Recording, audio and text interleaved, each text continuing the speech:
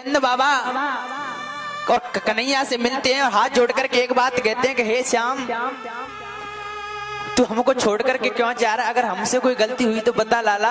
और हाँ, सत्य उस पंडित की बात सत्य हो रही है। जब तू छोटो सो तो मैंने तेरा हाथ एक ब्राह्मण को दिखायो और उस ब्राह्मण ने कही कि तेरा कन्हैया बड़ो है कि ना एक राजा बनेगो, तेरा कन्हैया एक बड़ो है कि महाराजा बनेगो। हे कन्हैया, आज वो समय आ गया है, लेकिन एक बयान ध्यान रखियो, अगर तू राजा बने ना तो हमें किसी कोने में एक दास दासी की जगह जरूर दे दियो। नौकरानी बन करके हम रह लेंगे, लेकिन तेरे दर्शन के बिना हम जिंदा नहीं रह सकते।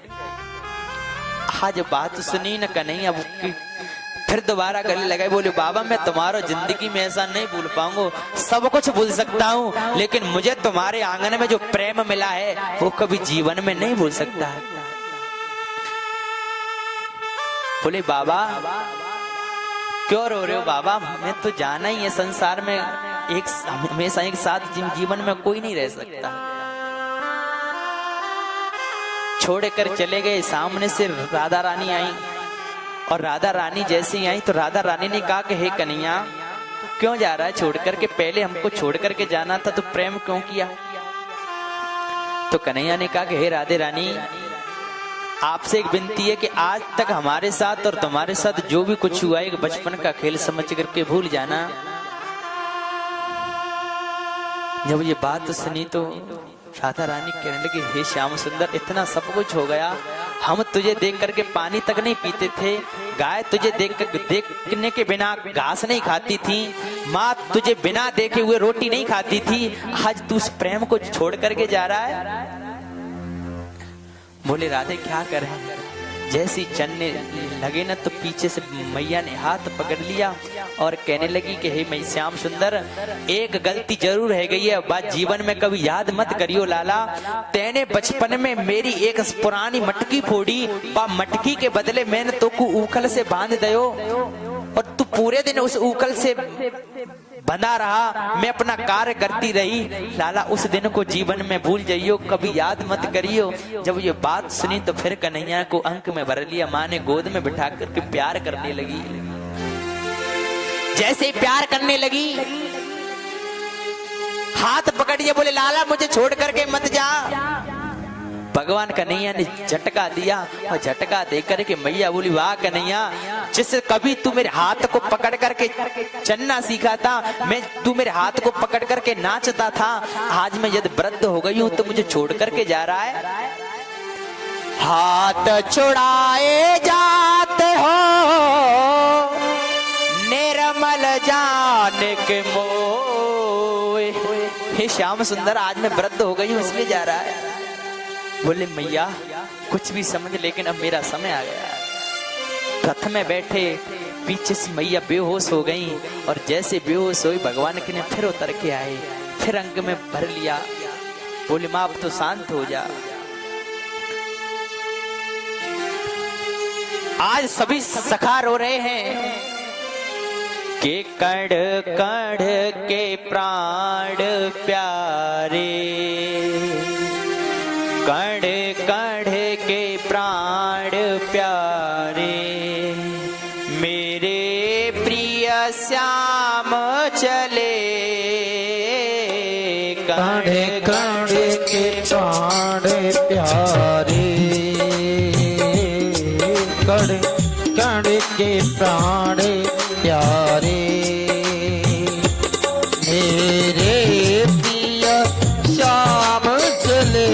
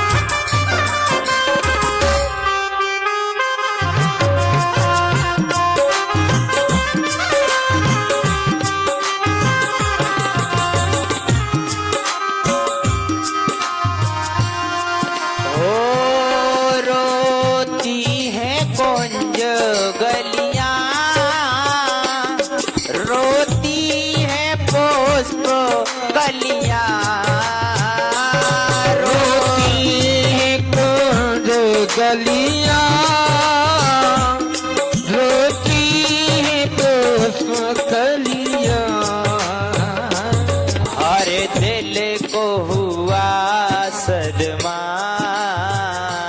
हरे दिल को हुआ सदमा। ओए रो रो कर कह न सके, कण कण के प्राण प्यारे, कण कण के प्राण प्यारे।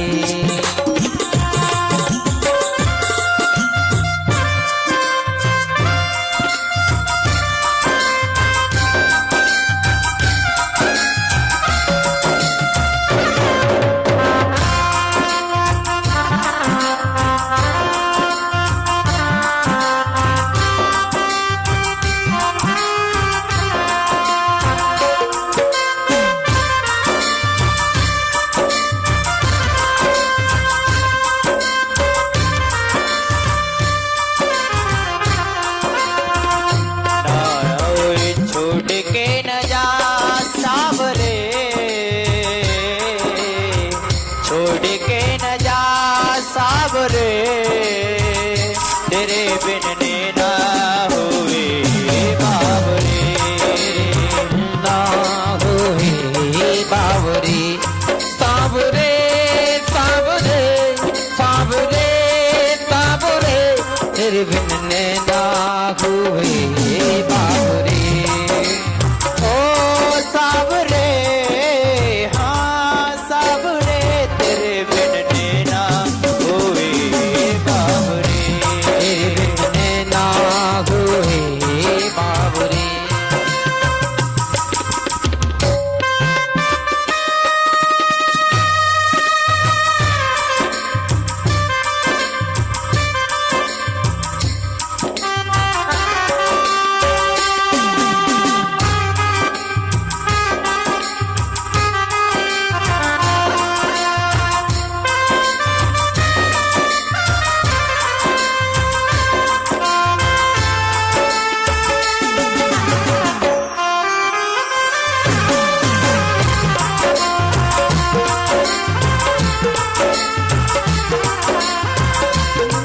जइयो ना ना ना जइयो ना ना ना जइयो ना जइयो बड़ी दूर काना बे ना जइयो बड़ी दूर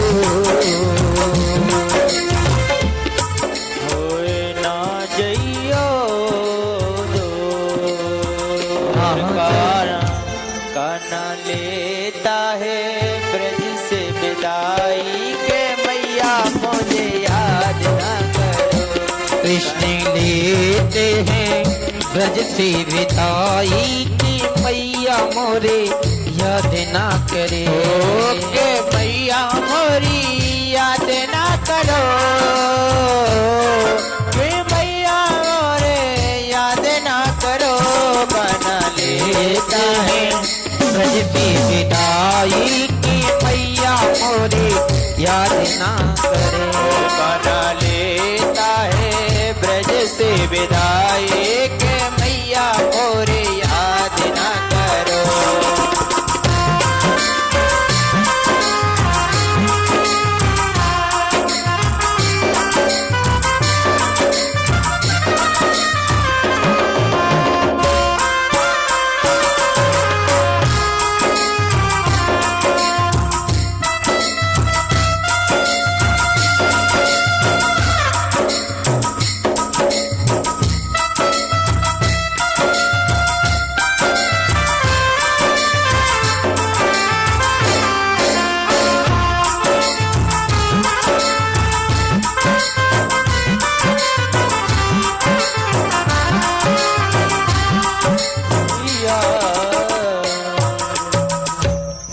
बोल गोविंद भगवान।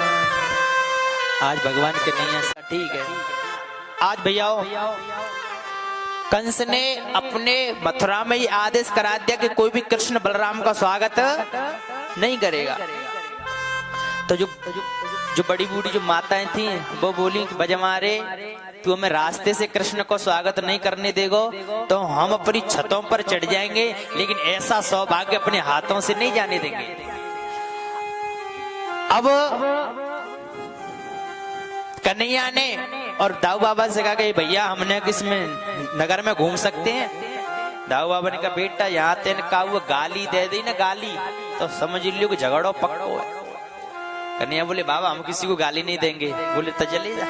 अब जैसे ही चलने लगे साहब तो बड़ी बूढ़ी मैया छोटे छोटे सखा भी संग गए, जब कंस तक मारने के लिए सखा संग गए।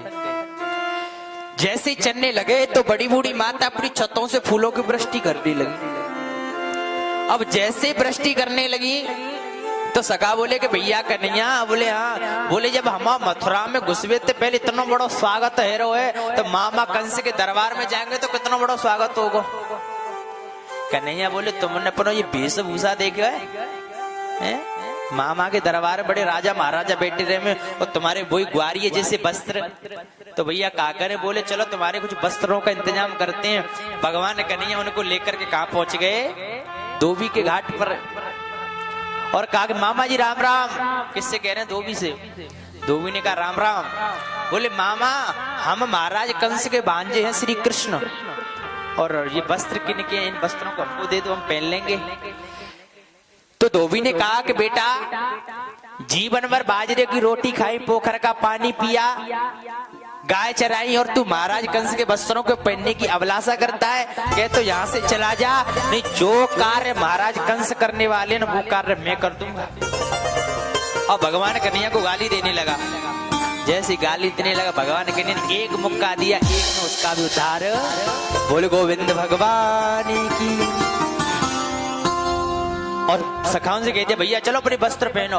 अब सखा छोटे छोटे और महाराज कंस बड़े लंबे चौड़े तो एक ही वस्त्र में सब सखा आएंगे। कन्हैया से बोले भैया अब बड़ी हमें शर्म लग रही है। बोले क्या बात है? बोले देखियो हम जब पहने के चल रहे हैं तो पीछे से सड़क साफ है रही है। बोले क्या करें? बोले इसको हमारे लायक बनाओ ना। बोले चलो दर्जी के पास चलते हैं। दर्जी के पास गए और वस्त्रों को सेट कराया, फिर वस्त्र धारण के दर्जी को आशीर्वाद दे दिया कि जाओ इसी तरह तुम्हारा ये कार्य हमेशा चलता रहेगा। आगे चले, सुदामा नामक का माली था, उसने माला पहनाई। आगे चले तो भगवान कन्हैया ने कहा सखाओं से भैया सुनो, जब तक मस्तक पर चंदन नहीं होता हम ब्रजवासी कहलाने के अधिकारी नहीं है। बोले क्या करें? बोले अब कमी रह गई है मस्त चंदन की। तो सामने से देखिए एक विचित्र नारी आ रही थी जिसका नाम क्या था? उपजा के और कछु उपजइयो के कोई और नयो नाम हो कोई है?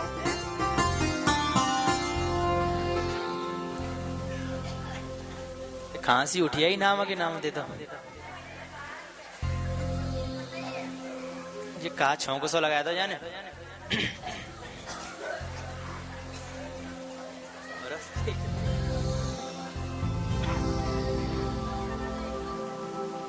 बोल गोविंद भगवान की। यहाँ से बंद करो ये चाचा। बोल को जीता हूँ खांसी उठी आई। बोल गोविंद भगवान की जय जय श्री राम। एक बार जोर से जयकारो लगाओ फिर सब खांसी बंद है जा भाई। बोले भागवत महापुराण की जय जय श्री राम। आज भैया तो बीच में रास्ते में कुब्जा आ रही थी। वैसे कुब्जा का नाम कुब्जा नहीं था, कुबड़ी नहीं था, वो तो हम लोगों ने रख क्या था, उसका नाम था त्रवंका। क्या नाम था?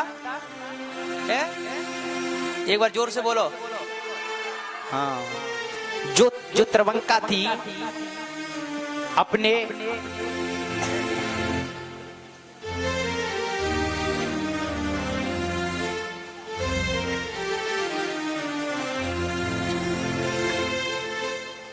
का टीवी सी है गई कहा बात है। जा हलवाई तेने कह दो ने बंद कर दे जा। कैसे कर दिया? आज भैया तो तो भगवान कन्हैया ने कहा कि हे सुंदरी, जब सुंदरी को नाम सुनो तो कुब्जा सोचने लगी आज तक दुनिया में ऐसा नहीं हुआ जो मेरे शरीर को देखने से, मेरे मुख को देखने में शर्म आती है लोगों की, लेकिन ये कौन है जो मुझे सुंदरी कह रहा है। बोले हे सुंदरी आप कहां जा रही हो। जैसे कुब्जा ने मुड़ करके देखा तो श्याम सुंदर खड़े हैं। और आपका नाम क्या है और इस कटोरे में क्या है। बोले कुब्जा पास में गई, कुब्जा ने कहा मेरा नाम कुब्जा है, यहाँ मैं राजा कंस के यहाँ पर चंदन लगाने का कार्य करती हूँ। तो भगवान कन्हैया ने कही अगर आपकी मेहरबानी है जाए तो हमारी भी चंदन आप लगा दो तो अच्छी कृपा होगी। तब ये बात सुनी तो जो कुब्जा थी वो मनी मन में सोचने लगी कि बड़े बड़े चंदन लगाने के लोग तरसते हैं, आज मैं सौभाग्य हाथों से मिल रहा है। तो कहा कि ये सौभाग्य हाथों से नहीं जाने दूंगी। आज जो कुब्जा थी भगवान कन्हैया के, जैसे उसने चंदन मस्तक पर लगाया और भगवान कन्हैया ने एक हाथ उसकी ठोड़ी के नीचे लगाया, एक पैर पर पैर रखा, जरा सा झटका दिया, जो कुब्जा थी ना कुबड़ी वो विश्व सुंदरी बना दी। बोल गोविंद भगवान की जय जय श्री राम। एक अंदर गए तो एक कुबलिया पीठ नाम का हाथी था, उस भगवान कन्हैया ने उसको भी मारा। एक एक हाथी का दांत लेकर के कृष्ण बलराम अंदर प्रवेश करने लगे। सारे राक्षसों को मारते गए। खबर कहां पहुंची कंस के पास। बोले महाराज कृष्ण बलराम ने तो सबको मार दिया। बोले अब क्या करें। कंस भी भयभीत होने लगा। मैया कह रही महाराज ये का वजह महाराज थोड़ी कर रहे हैं या खांसी है। हाँ, जो हाल तुम्हारा वही हाल मेरा है। एक कीर्तन कर लो बाकी बात कंस से मारेंगे। कि बंसी जोर की बजाई रे नंद लाला, ओ बंसी जोर की बजाई रे नंद लाला। बंसी बंसी जोर की बजाई रे नंद लाला। ओ नंद लाला रे मारा गोपाला, नंद लाला रे मारा गोपाला। ओ बंसी जोर की बजाई मारो नंद लाला, बंसी जोर की बजाई रे नंद लाला। सभी प्राप्त करके सभी देखो सभी प्राप्त करेंगे भाव से ताली से जय हरि।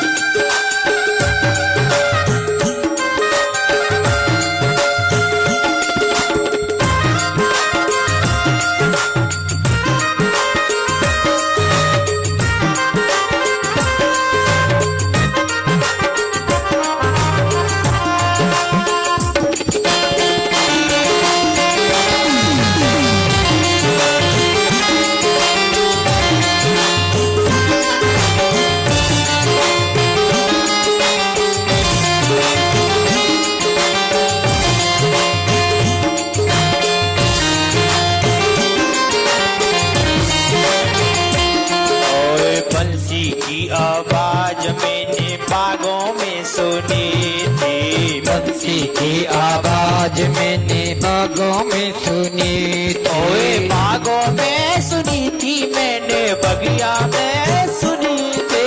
बागों में सुनी थी मैंने बगिया में सुनी थी। बागों में सुनी थी मैंने बगिया में सुनी थी। बंसी की आवाज मैंने बागों में सुनी थी। बंसी की आवाज मैंने बागों में सुनी थी। फूल ओ फूल बगिया में छोड़े मारो नंद लाला, फूल बगिया में छोड़ मारो नंद लाला।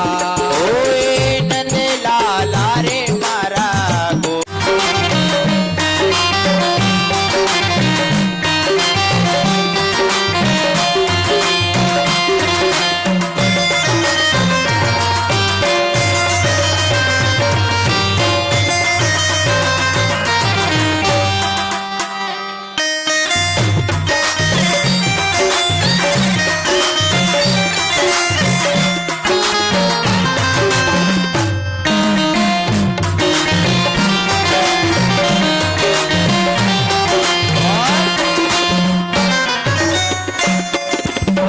बंसी की आवाज मैंने तालों में सुनी थी। बंसी की आवाज मैंने तालों में सुनी थी। ओ तालों में सुनी थी मैंने कुआ में सुनी थी। तालों में सुनी थी मैंने कुआ पे सुनी थी। ओए हो रस्सी ओ रस्सी बाल्टी में छोड़ आई नंदलाला। रस्सी ताल पे में छोड़ आए नंदलाला। ओए नंदलाला रे मारा गोपाला। नंदलाला रे मारो गोपाला। ओ बंसी जोर के बजाए रे नंदलाला। बंसी जोर की बजाई रे नंदलाल। ताली बजा दे।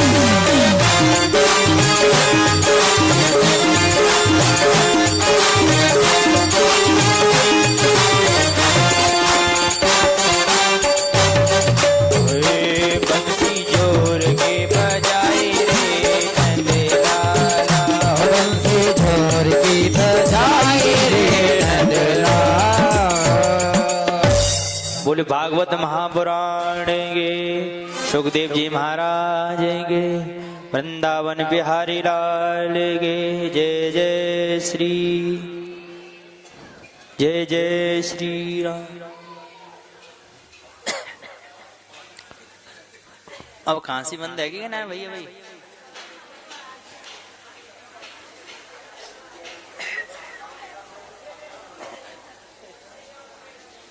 हमारे भैया कह रहे हैं ये गात बड़ा बूढ़ो खांसो तम ना चले जा।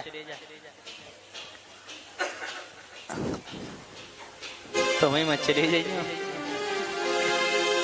आज। बोल गोविंद भगवान की। श्री सुखदेव जी कहने लगे हे राजन परीक्षित, जब भगवान कन्हैया ने एक कुबलिया पीड़ नामक हाथी था उसका उद्धार किया, आगे चल करके भगवान कन्हैया को चाड़ू मुष्टिक दो पहलवान थे दोनों को पकड़ लिया। बोले आओ कन्हैया कैसे आना हुआ?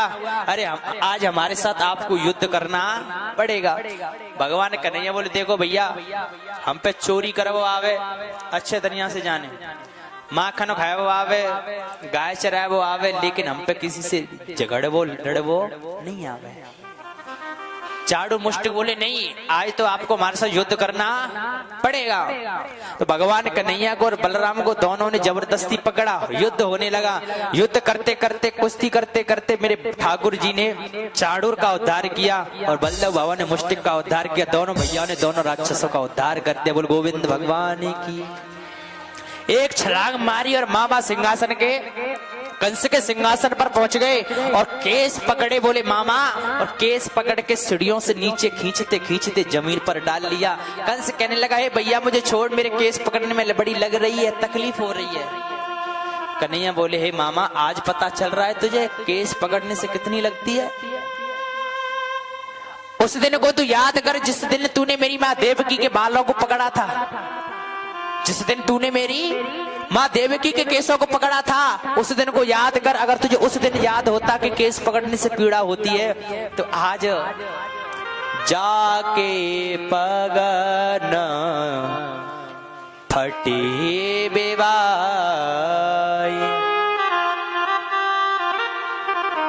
वो का जाने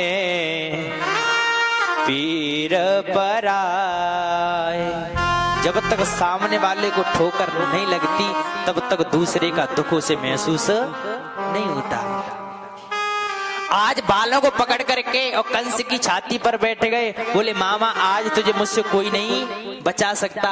जैसे केस पकड़ करके छाती पर बैठे और भगवान कन्हैया ने एक मुक्का दिया उसकी छाती पर, उसका भी गोविंद आए। बोले कंस मर्दक भगवान की।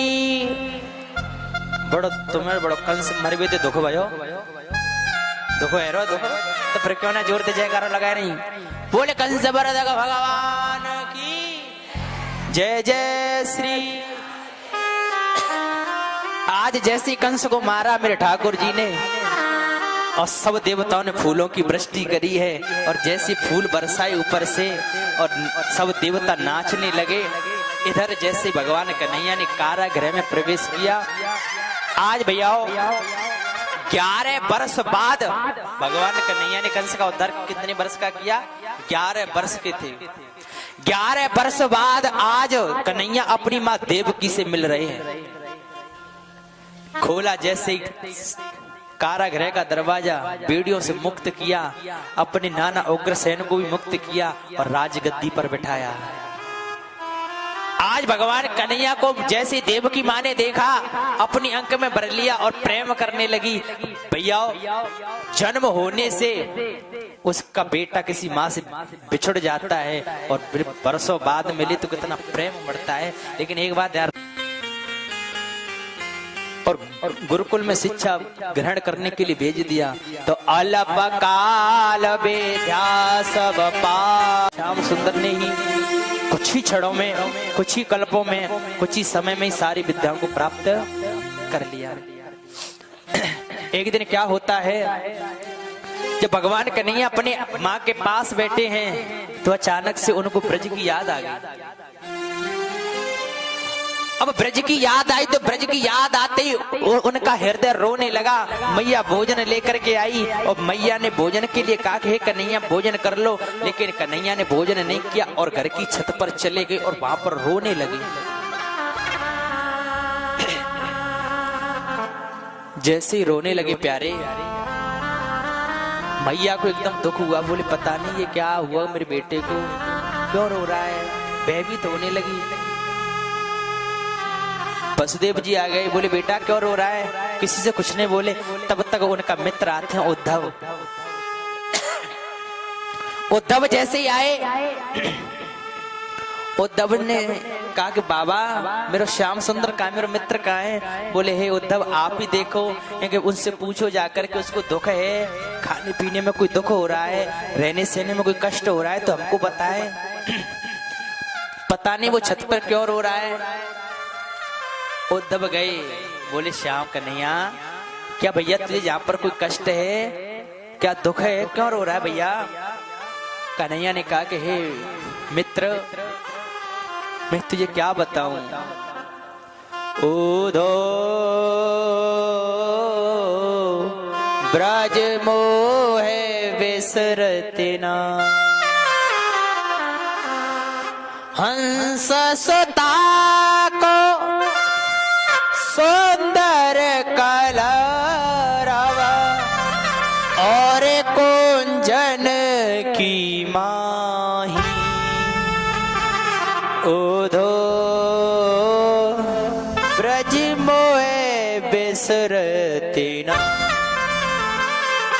हे उदो, मैं बार बार मैं ब्रज को बुलाने की याद कर रहा हूँ, प्रयास कर रहा हूँ, लेकिन मुझे कहीं न कहीं से वो ब्रज याद आ जाता है, वो गाय याद आ जाती है। जब मैं बंसी बजाता था तो गाय आकर के अपनी पूंछ को खड़ा कर करके मेरे सामने दुम हिलाती थी। जो बछड़े आकर के मेरे पैरों को चाटा करते थे, हजारों गोपियां आकर के मेरे साथ नाचती थी।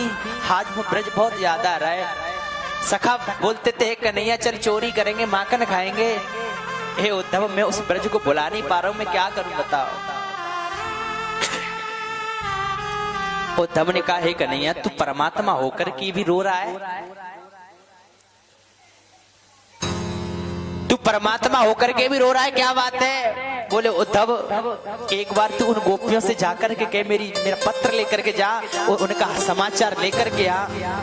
भैया जो गुरु, जो बृहस्पति का शिष्य ज्ञानी उद्धव को अपने ज्ञान का बड़ा घमंड था, अहंकार था, और भगवान ये चाहते थे कि इसको जो ज्ञान का घमंड है, अगर इसके घमंड के ऊपर थोड़ा प्रेम का रंग चढ़ जाए तो ज्ञान और जागृत हो जाता है। बिना प्रेम के ज्ञान भी ठीक है, बिना प्रेम के भगवान की भक्ति भी सबसे जो राम है केवल प्रेम प्यार। उद्धव से बोले, कन्हैया कहे उद्धव मेरे पत्र को लेकर के जा। उद्धव ने कहा मैं ज्ञानी शिष्य अपने गुरु का, और वो ग्वारिये गवार रहे, वो मेरी वेदांत की भाषा को क्या समझेंगे। कन्हैया ने कहा हे उद्धव तू एक बार जा तो सही, फिर देखते कि तू उनकी भाषा को समझेगा कि वो तेरी भाषा को समझेंगे। ज्यादा आग्रह किया, एक पत्र लिखा। पत्र जैसे लिखा, उद्धव ने कहा देख भैया जा तो रहा हूं, लेकिन ज्यादा देर तक नहीं रुकूंगा, तेरा पत्र दूंगा लौट करके। बोले जा, देखते हैं कि तू थोड़ी देर रुकेगा कि 6 महीने बाद लौट करके आएगा। कम से कम 6 महीने लगने, ध्यान रखियो। बोले नहीं रे मैं हवा लौट करके आया।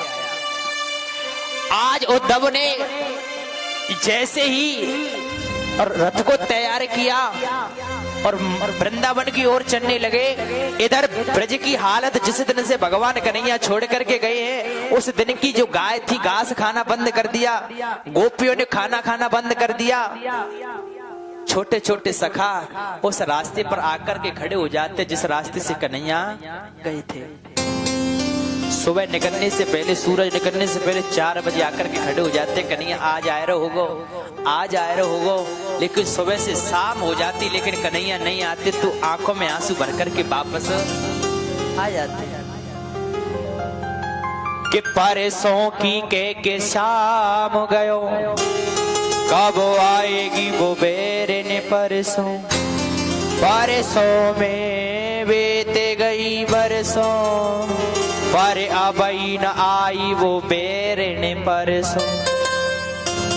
अरे हमसे श्याम सुंदर परसों की कहकर गया, लेकिन लौट करके नहीं आया। इधर जैसे ही भैया एक गोपी थी, और एक गोपी की छत पर एक कौवा ने बोलना शुरू कर दिया। और कहते हैं भैया संसार की ये बात है कि जिसके द्वार पर कौवा बोल जाता है कुछ कोई न कोई आने की संभावना रहती है।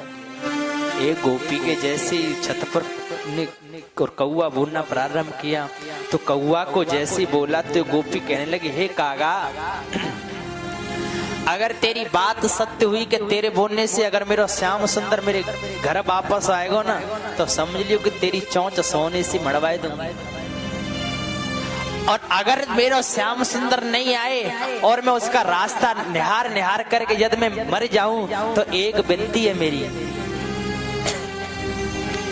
कि कागा सब तन खाइयो और चुने चुने खाइयो मेरो मांस, दोने नाम ते खाइयो जासे श्याम दरस किया। अगर मेरे प्राण चले जाए, मेरे बॉडी बॉडी को खा जाना, अंग अंग को खा जाना, लेकिन मैं इन 2 नैनाओं को छोड़ देना, क्योंकि अगर मुझसे पीछे कन्हैया आ गया तो मैं दर्शन नहीं कर पाऊंगा।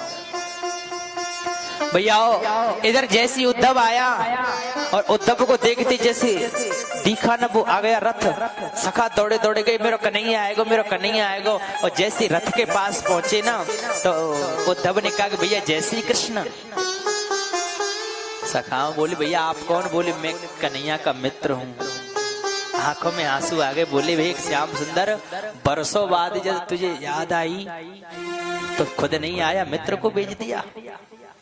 हे श्याम सुंदर ऐसी हमसे कौन सी गलती हो गई थी जो हमको छोड़ करके चला गया, और चला भी गया था तो हमसे परसों की कह करके गया था, आज बरसों बीत गई लेकिन हमारी कोई सुध नहीं ली तूने। बोले भैया कहाँ जाना है? उद्धव ने कहा कि मैं नंद रानी का महल को जाना चाहता हूँ। तो उद्धव की बात सुनकर के गोपी बोले भगवान देखो तो मुझे पानी बहता हुआ दिख रहा है ना, जल, इस जल के सारे सारे चला जाना, जहाँ इस जल का अंत होगा वहीं पर नंद रानी का महल है। लेकिन ये जल जल नहीं है, ये पानी नहीं है, ये उन हजारों गोपियों के आंसू है। जिस दिन से भगवान कन्हैया ब्रज को छोड़ करके गए हैं, उस दिन से ही गोपियों ने रोना बंद नहीं किया, आंखें लाल पड़ गई, आंखों की नींद भी उड़ गई। आज वो गोपियों के आंसू इस नदी बन करके बह रही हैं। भैया उद्धव ने जब ये सुना तो उद्धव चकित रहने लगे, और जैसे अंदर गए तो कृष्ण कृष्ण की ध्वनि गूंजने लगी और उद्धव की हजारों गोपियां बैठी, नंद रानी बैठी है, रो रही हैं। और जैसे ही रोने लगी ना तो जाकर के उद्धव ने कहा कि मैया जय श्री कृष्ण, और जैसे जय श्री कृष्ण कहा तो मैया बोली कि भाई भैया कौन है, शांत रह, क्यों शोर कर रहा है, मैंने अपने कन्हैया को जैसे तैसे सुलायो है, अरे इसने मुझे बड़ा परेशान करके रखा है, कबू माखन मांगे, कबू चंदा मांगे, कबू बहू मांगे, और तू आकर के शोर कर रहा है। तो उद्धव सोचने लगे कि मैं उस कन्हैया को मथुरा में छोड़ करके आया हूं और मैया कह रही है कि मेरा कन्हैया पलना में सो रहा। आज ज्ञानी उद्धव की ज्ञान की पहली सीढ़ी खिसक गई और उद्धव को माँ ने अपने पास बैठा लिया। बोले उद्धव मेरे पास आ, मैं तुझे अपने कन्हैया की एक बड़ी प्यारी बात बताऊंगी। दूर धरे अंगत श्याम जो कैसी बनी सिर चोनर चोटी, खेलत खात फिरे अंगना पग पेंजनी बाजत पीरी कसोट, वा छवि को रस खान बेलोकत, दूर धरे चोनर छोटे, बाकागा के भाग कहा कयो, हरि हाथ से ले गयो माखन रोटी, हरि हाथ से ले गयो माखन रोटी। हे उद्धव हम उसके क्या कहें जो कि मैंने अपने कन्हैया को एक दिन हाथ में माखन रख के रोटी रही, एक कौआ आया और उसे हाथ से छुड़ा करके ले गयो। रात भर बैठ करके कृष्ण की बाल लीला को चरण होने लगा। आज उद्धव का ज्ञान धीरे धीरे फीका होने लगा। अंत में जैसे सुबह होने लगी उद्धव को मां ने कृष्ण की लीलाओं का जैसे विस्तार से निरूपण किया, उद्धव के अंदर भगवान का प्रेम जागृत होने लगा और उद्धव माँ के चरणों में जैसे लेटा और चरणों की रज लेकर के और अपने ऊपर डालने लगा। उद्धव कहने लगा कि हे मैया मेरे जैसे ज्ञानी एक नहीं दो नहीं हजारों यदि तेरे चरणों में तार दिए जाए ना तो भी तेरी ममता का कोई पार नहीं पा सकता। जो कि जिस परमात्मा को जो परम ब्रह्म तेरे प्रेम के कारण तेरे अंगना में खेला, उसकी कौन शब्दों से वर्णन कर सकता है साहब। सुबह हुई मैया से कहा मैया मैं उन गोपियों के भी दर्शन करना चाहता हूँ। तब उद्धव गए और उद्धव ने एक बगीचे में जाकर के देखा, एक पेड़ के पीछे छुप करके देख रहे हैं कि हजारों गोपियां बीच में राधा रानी बैठी है। हरे के प्रेमी को कहां और सुख दुख को आभास, एक ही ध्यान सदा रहे सो हरि मिलन की